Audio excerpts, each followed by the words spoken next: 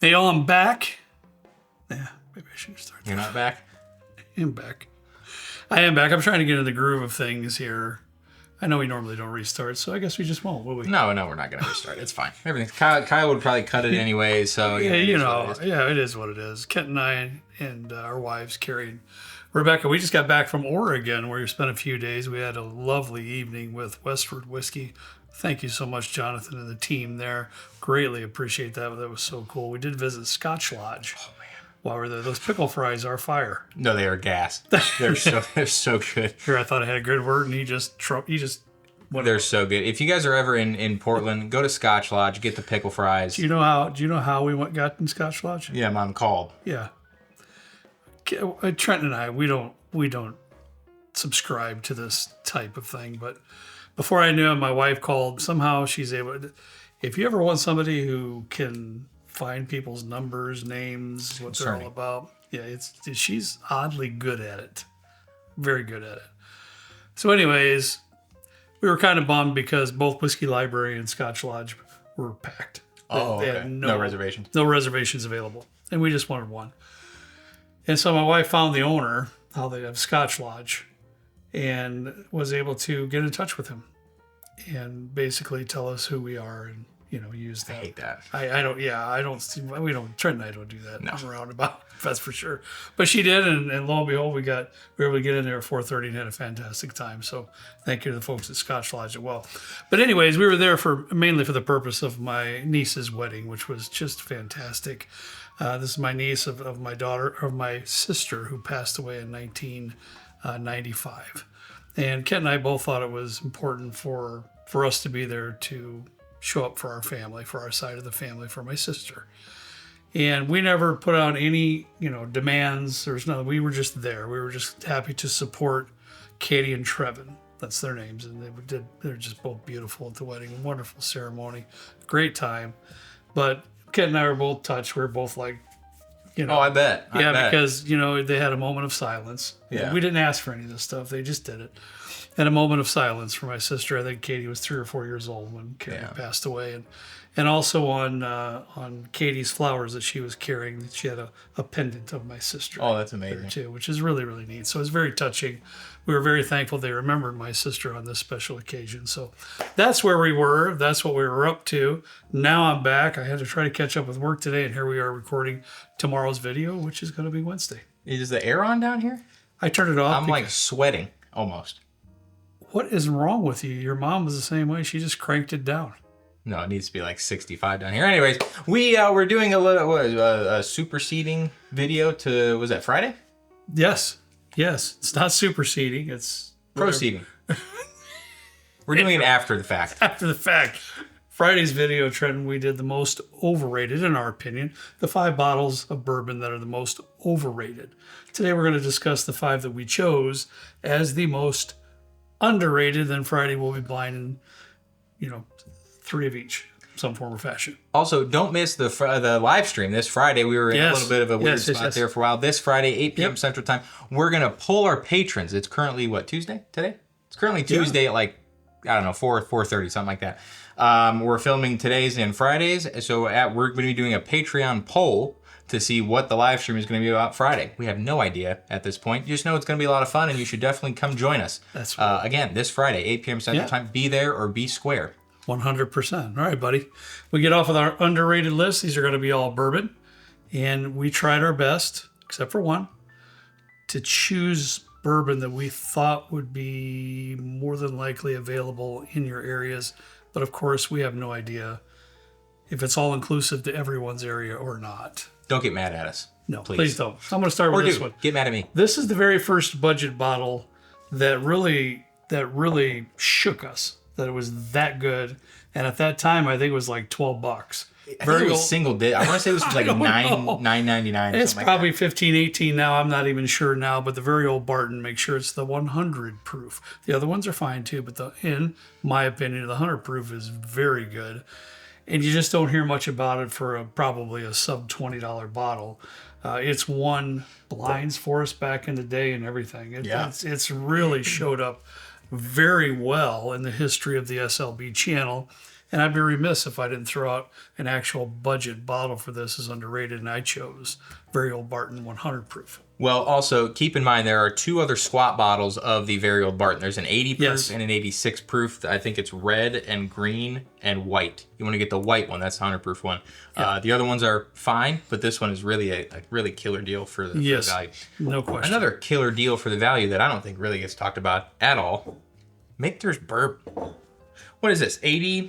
91.4 proof. I feel like we've talked about the American whiskey before. That's the blue label. That one is also fantastic. Michter's core lineup is really one of the most underrated core lineups of a larger distillery, I think, in my opinion, out of all of them. I would have to agree. I know you have been beating that drum of the Michter's bourbon for a little while now. Can I get a glass? Here we go. We're going to celebrate. Here we go. There you go, buddy. I know it's done well for other people in the past too.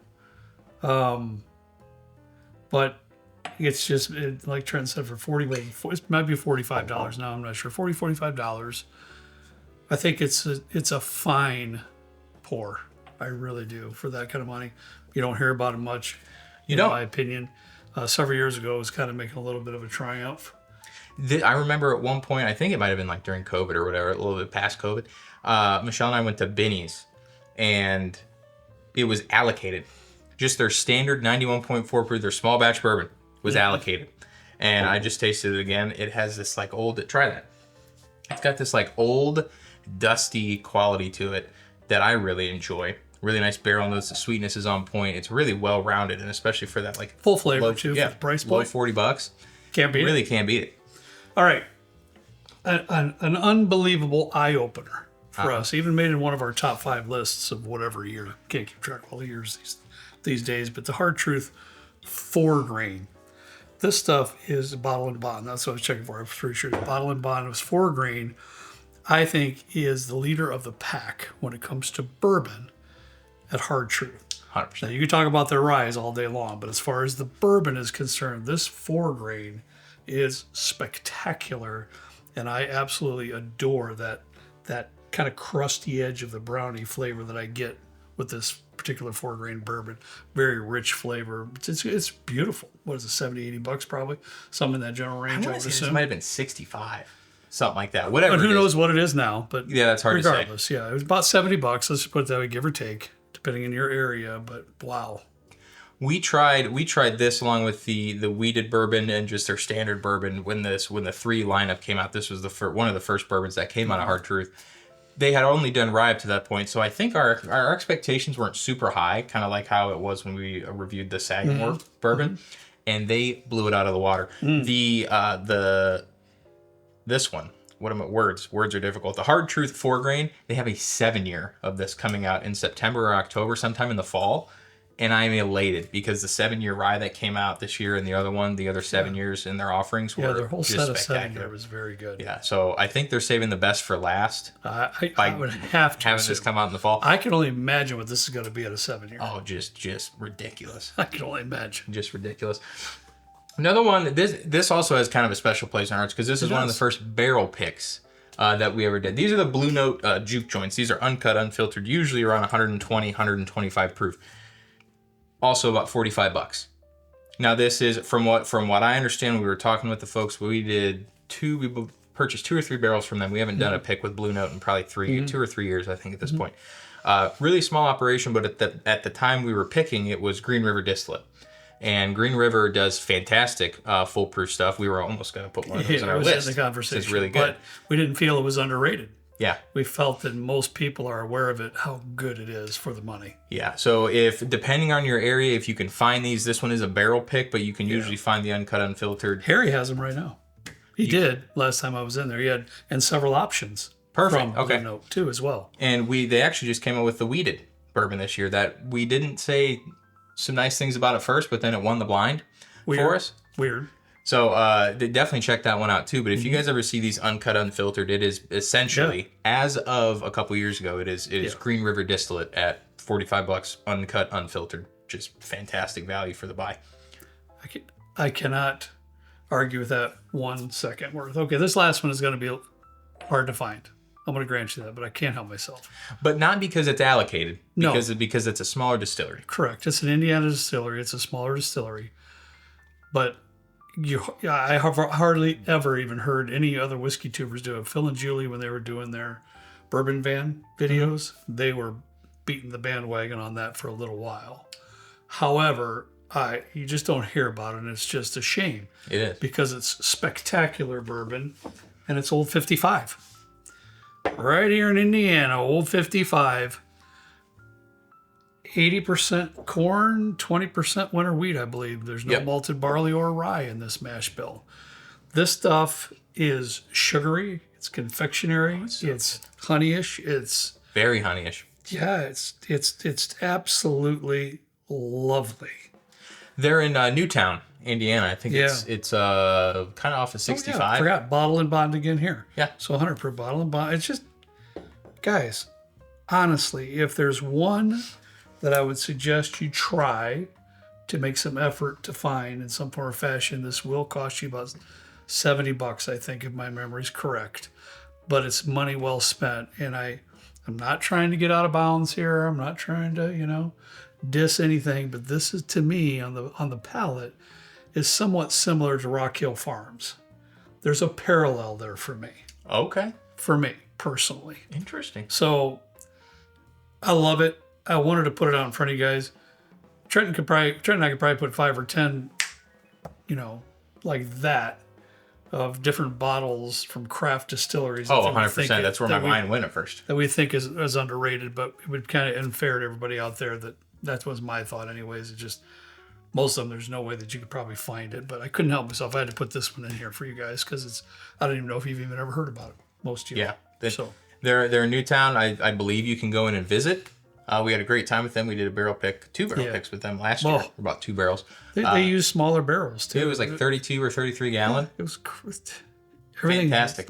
It's incredible. And it's in this some of my favorite barrel small picks. town. Yeah. It was wild. Yeah. They have their own farms and everything there. The dad and all that stuff. Yeah. The whole family story. It's great if you're around that area. Passing through in Indiana, the Newtown area, any time, take a minute and stop by. They're fantastic people. Yeah, 100%. Please join us this Friday at 8 p.m. Central Time. And don't miss Friday's video. We're going to be blinding the best of the best, or we having Mom just pick 3? We're going to do 3 of each.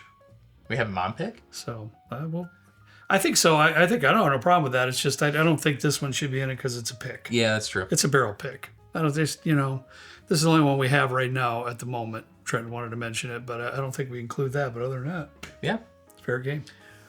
Cool, yeah. All right, guys, that's all we got for today. As always, we ask you to please drink responsibly. We'll see you next time right down here with Trent and me in the good old basement bourbon bar. See you later.